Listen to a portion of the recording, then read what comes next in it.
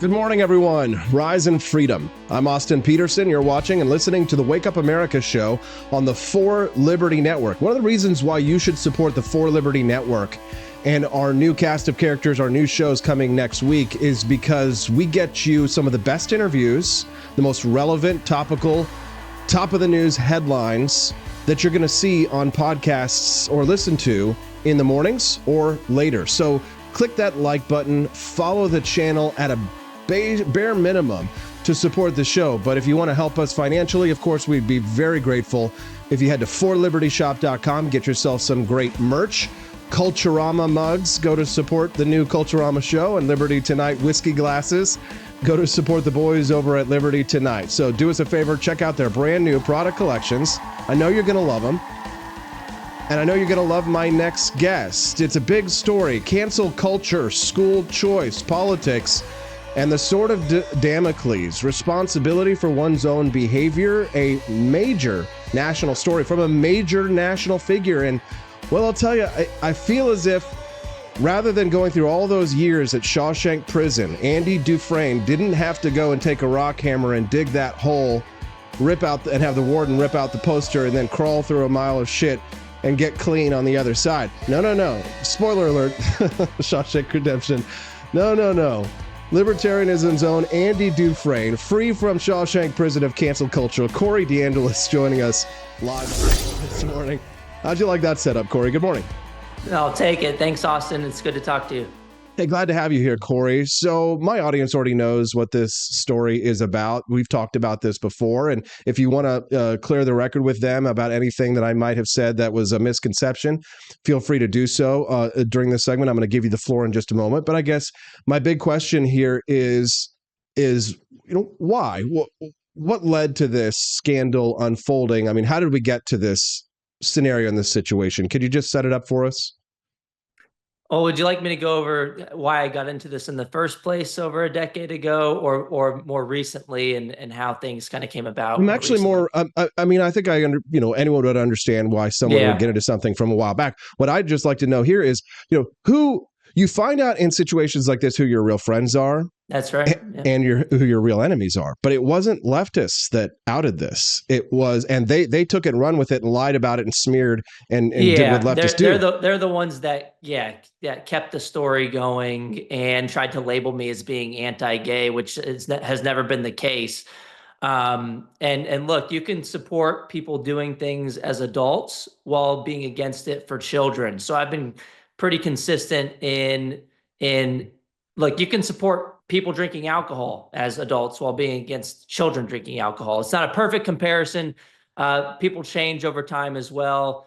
And look, I don't really support it for this activity for adults either. But I've been libertarian as well, in that if you want to partake, then that's okay for you. But yeah, more recently, I mean, one of the first stories that broke was what from people would call a right-leaning source. And look, I would still call them my political enemies, because you have people on the left who oppose school choice because they say it defunds the public schools, all the usual teachers union talking points.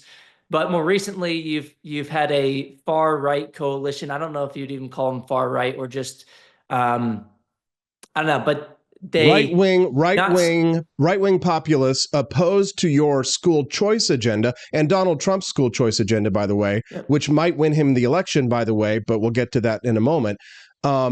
Your enemies on the right opposed to your ideology and not just this lifestyle. Yep. Yeah, and they've been attacking me for quite a bit, trying to tie me to the United Nations, which is the dumbest thing. They try to call me a global. I mean, it's gotten pretty ridiculous. And so they began digging up stuff on me. I think that's where it really started. Could have also been Randy Weingarten, who knows, that fed it to them. She actually tweeted about this at her annual convention this past year. The American Federation of Teachers, they're the biggest teachers union. She's a lady that closed the schools by lobbying the CDC to do so. She had on the screen behind her 3 people as her primary enemies, as Betsy DeVos, Chris Rufo, and myself, basically putting a target on my head. But the argument you'll hear from the quote unquote right is they'll say, well, with government shekels comes government shackles. I understand that argument. I'm a libertarian. I got into this as an anti-government type. Look, I don't want families stuck in residentially assigned government-run institutions. At least give people an escape hatch to be able to make that cost-benefit decision to take their money somewhere else. No one's forced to take the funding. And look, if anything, the government can already regulate private and home education. At least we're giving families a choice. And politics is all about organized interest pushing for what they want. You give people a choice, you get more people benefiting from private and home education, a broader coalition to fight back against those regulations. That's a totally separate conversation that we could dig into deeper at another time. But no, we're fighting these people here in Missouri, Corey. It's been a struggle here. I kind of call them the retard right. Many of them are the economically illiterate right, but some of them just come right out and tell me, Corey, that what they do not want is for tax dollars that are taken from Black parents to be allowed to take Black children and follow the child to a school where they might be unwanted or unwelcome just for the simple fact of their genetics. So I do hear those things, right? They don't want certain demographics, or they don't want walking stereotypes walking on into their front door of their schools.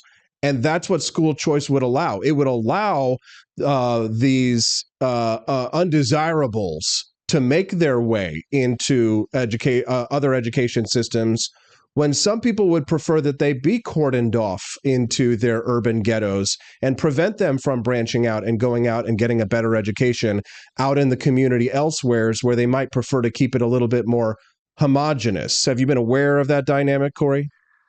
Yeah, that's more of a private argument that some will say. But look, the private schools do get to keep their admission standards. You can't discriminate on the basis of race. That's against federal law, whether they have a voucher program or not. And if anything, this is ironic, because the argument that you hear from the other side, the teachers unions, the vast majority of the people arguing against school choice, is they'll argue that it actually leads to segregation because people can choose their schools. Well, the government schools are already segregated. And if anything, a long time ago in the 1950s in Virginia, the Virginia Education Association actually locked arms, the teachers unions, with staunch segregationists and opposed vouchers because they knew that they would lead to racial integration. So it really complicates the leftist narrative that school choice somehow segregates by giving people voluntary abilities to decide what type of school they go to. Segregation is government force. People choosing freely what they're doing is in no way comparable to segregation. But Austin, Corey, I do want to say with these past couple of weeks, look, it was a dark time at first. But you're right. You find out who your friends are. People were messaging me privately, calling me. I had a lot of phone calls, a lot of people in support of me telling me that this storm too shall pass. And they were right. So if I have any kind of recommendations or advice, if you're going through something like this, if it may be hard in the moment, you may feel like your world is falling apart right before your eyes. If you can get through it, if you can truck through it and survive, you're gonna be okay, especially if you've built a lot of goodwill around your brand in recent years. If you've built a lot of connections of people who know you're a good person, you're going to get through it. And as I've noticed over the past couple of weeks, the people using this against me have been people who hated me already. It's not like these are school choice evangelists themselves that are saying, oh no, we can't associate with Corey Deangelis anymore. And I think you tweeted out, Austin, this has been the quickest turnaround in cancellation history. And Chris Rufo, 2 days after I was able to go public, there was first an outpouring of public support. It was great from our side. But also Chris Rufo spiked the football 2 days later with a quote tweet when he said, quote, cancellation requires consent. He tweeted some other stuff as well, but I liked those words because I do not consent to the defenders of the status quo protecting a government-run monopoly where families are forced to send their children to failure factories year after year. I'm not going to give up. I'm not going to quit. Now I'm a senior fellow full-time at the American Culture Project. The far left has figured out that they don't even have to have their own kids. They can infiltrate the government-run school system and change American culture by shaping the minds of other people's children. 50 million kids a year for 13 years of their lives, for 7 hours a day. We're fighting to take American culture back. And the best way to do that is to have school choice. You think Hollywood has far-reaching control on society? No, the school system is dealing with young, impressionable minds. And so giving families a choice to choose a school that aligns with their values is going to take us away from socialism and towards individual freedom and liberty. And so it love this feels like the argument. storm No, has I love this. passed. I mean, the storm. Yeah, I can imagine, Corey, and that was a really well argued discussion on this, and you basically answered almost every question that I had related to that situation. And when it comes to cancel culture, I think what's fascinating, of course, about the left is, and I made this point with Camellia, is that it's not, they don't stand up for the rights of minorities, LGBTQ. They're not they don't.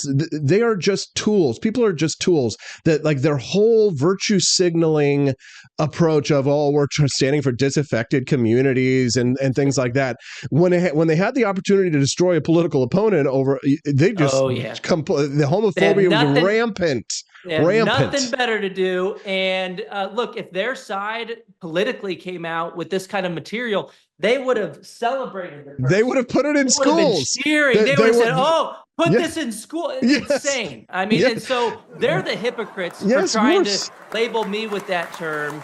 And you're and the thing is, you're not a conservative. Like they want to conflate conservatism with libertarianism, but it's quite distinct. You know, the people on the right who are opposed to you, Corey, because of this situation, because they don't like people who have alternative lifestyles or what have they. I'm not saying you have one, but I'm saying that this adult material in such a way, and they just don't like you. I mean, everybody has a right to associate with who they want and have any feelings that they want, but you're not a hypocrite. Like, that's what I'm trying to say here, is you're not a hypocrite. And the left's conflation, I mean, it's a conflagration of evil, right? When left and right agree, typically it's usually because on some great evil.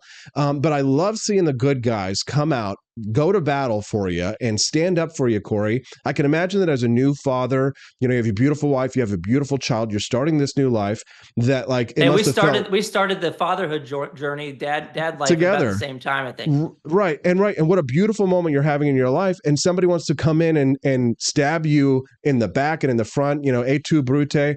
I mean, were there people, Corey, that did abandon you? I mean, you lost your job, right? Tell me about the job loss and then work your way over to the new job.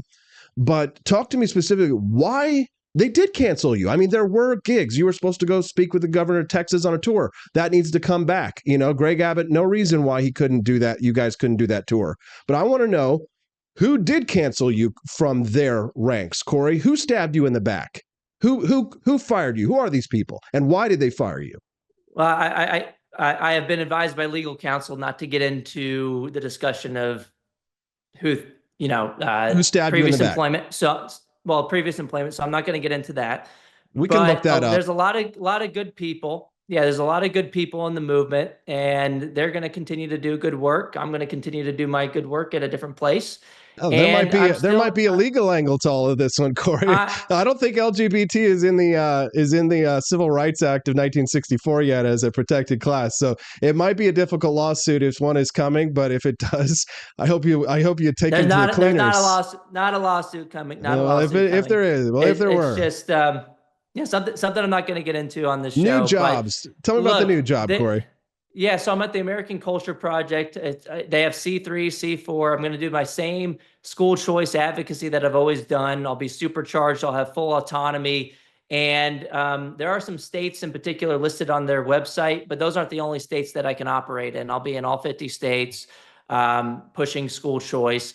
And I do want to get into, just a second ago, we talked about how the storm will pass. It was a really rough time. The far left wasn't just trying to cancel me and hurt me financially. They were trying to rip my family apart, Austin. There were so many messages, not just to me on every platform, but also to my wife, who has been strong and supportive, even more so than me, throughout the entire process. She already knew about all of this before the story, well before the story broke, right when we began talking. We've been honest and open with each other throughout our relationship. Important. So if anything, this scenario has only strengthened our marriage.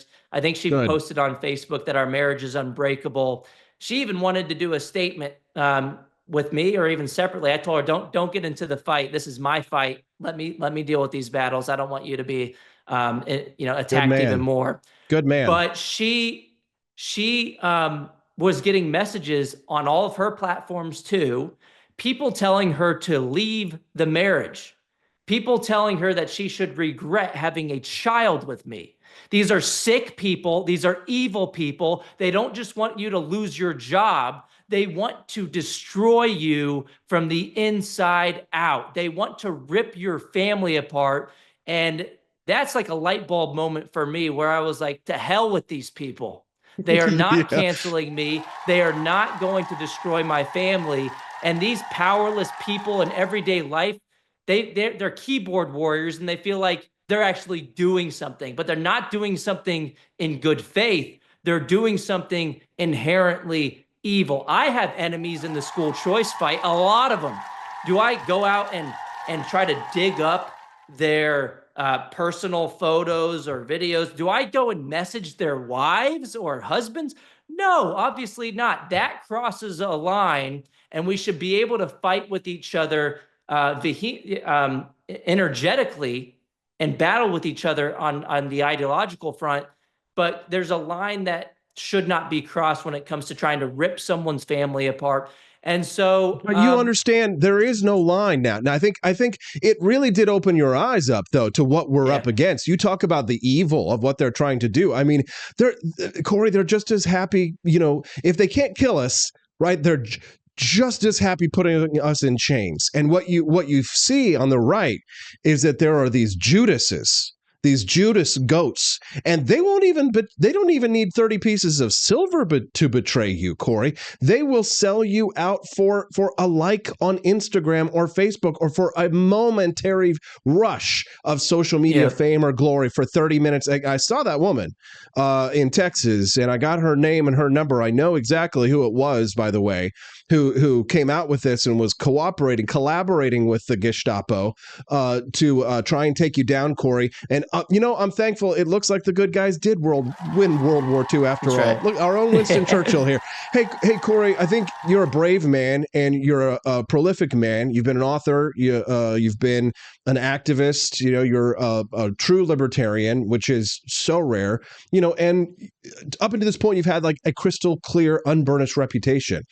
Now I think you go into the next stage of this fight to renew, with renewed vigor. I think you go back stronger. I think you Yep. come back now No more more empowered than you ever, blackmail. because You can't it's use this out. against me. It's out there. Exactly, it's done. So They just time took to away go their Super Saiyan, yeah, Austin Petersen. exactly. They just took away they just played their trump card and it's over and they lost. Right? It's almost like they were holding it to a time they thought it would hurt me the most. I just had a child, Right. recently got married, just moved, and it didn't work. Cancellation they requires missed. consent. If you're gonna come at the king, you better not miss. It was just a flesh wound. They shot me in the arm. It wasn't a fatal blow. It did hurt for a while. And of course. look, I do just want to, before we get off, I do want to point out, like, this is something that I wouldn't do today. This was over a decade ago in college. I wish I didn't do it, and if people did something like this in college several decades ago, it's a lot less likely that it would end up on the internet. So another piece of advice for people, behave in public. And this is what I do now: behave in public and private as if everything is being recorded. Yeah, no, absolutely. And also have a strong community for younger folks who are in their early 20s, like I was. Have a strong community and family to where you can talk to these about these subjects. I believe if I would have talked to my family about these ideas that I had floating around or things that I was getting into, I would have taken a different path. And so, Sure. Also, Corey, one more how old piece are you? of advice. How old are you, Corey? I'm 33 now. Okay, go ahead. But that, I was 22. Mhm. And another piece of advice is, look, although the far left on the internet right now are trying to act like redemption isn't possible, it is. Because if you live that lifestyle to where you believe that there's no such thing as redemption, why change? People just continue down the wrong road of not leading a good life. And so if you can turn things around, do it. These things don't have to hang over your head for the rest of your lives. If you build goodwill, if you get rid of the bad and follow it up with good acts and good connections with people, it's going to be a lot more likely that those people will forgive you and understand that people do change. So Can I say something, Corey? Believe the lie that people can't change. No, they can. It's true. Absolutely. I believe you, Corey, and thank you for coming on and being so open to talk to us. I think it's a great honor that you would come and share this with me and my audience, and I'm grateful that you've been so generous with your time. And I'll just say one last thing, Corey, and I want you to hear this, and I'm only speaking for myself, but I will tell you that, a little bit older than you, that at the time that a young man is growing up and becoming a man, you are discovering who you are and what you are like. My older brother is gay. I'm not. And so we have this dichotomy of relationship and discussion and a good, healthy, friendship, and we have brotherly love. And I think I have a little bit of insight into that community from him. And again, I'm only speaking for myself when I say that when you grow up, there's always this policing of men's masculinity that occurs, and it continues today. There's a bullying that goes on, and some might say that it goes too far because we warp men's perceptions of their own masculinity, because at any point in time, men have to defend their masculinity. At any point in time, our manhood can be called into question, and it is intrinsic to who we are. It is part of our spirit and who we are, our soul. And homosexuality is one of those things that they use that men use to corral themselves, and women will use to corral men with different social dynamics between them. And I could say that it's always so painful when people, use that spear against you.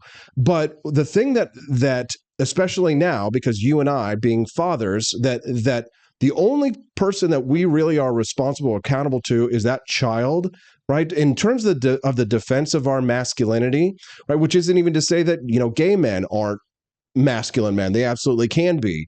But fatherhood, I think, is the ultimate test to a large degree. No offense to the gay community, but fatherhood is the ultimate test of your manhood and your masculinity. Your masculinity is secure in her, because if you're here, like I said this yesterday to my wife, I was like, the day that she says, "You're my hero, Dad," nothing else matters. Nothing else matters. No woman, no man's opinion, no one's matters except for our daughters, Corey.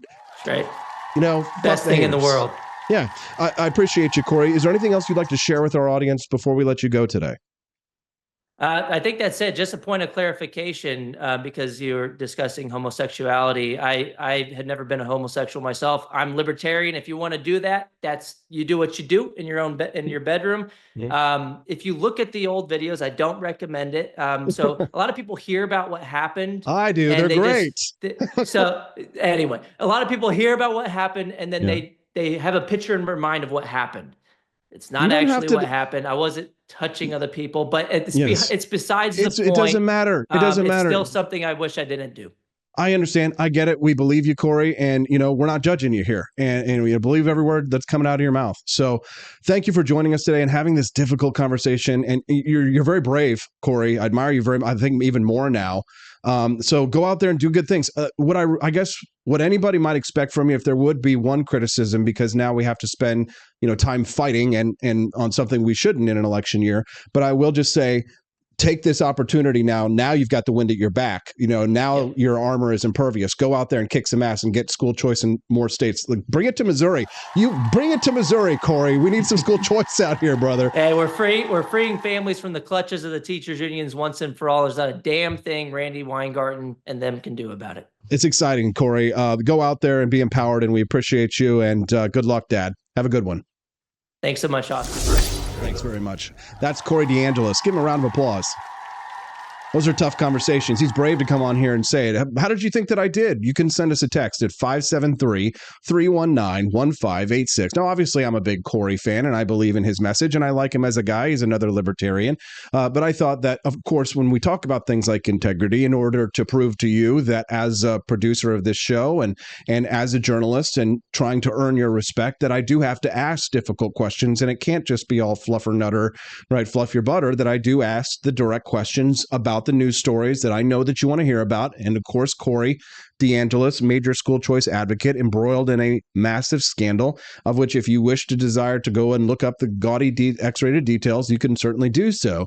But I think that, here on the Wake Up America show, we can strike a really good, strong balance between the gossip, the juicy, the titillating that I know gets the clicks, the likes, the subscribes, the Rumble rants, the locals subscriptions, and the like. Purchases at forlibertyshop.com, but that you can really get the substance here on the Wake Up America show that you crave. And in doing so, I'm showing my respect for you, the audience. I treat you with care and with respect and with dignity. And I think we were able to do that with Corey today. What do you think?